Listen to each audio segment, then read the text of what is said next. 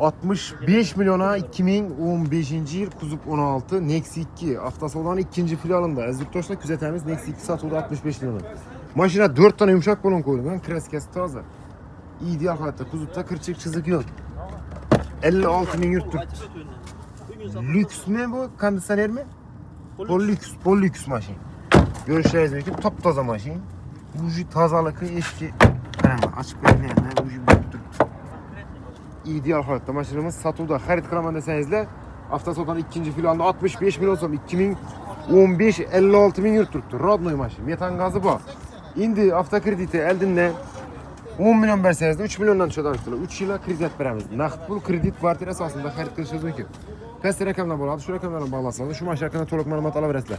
Sizlarda ham shunday sotiladigan mashinalar bo'lsa, bemalol kelishingiz mumkin. Kelsangiz-da kelishsak, naqd olamiz, bo'lmasa sotib beramiz. Bu imkondan foydalanib qolinglar. Kelaverasizlar. Rahmat. Al.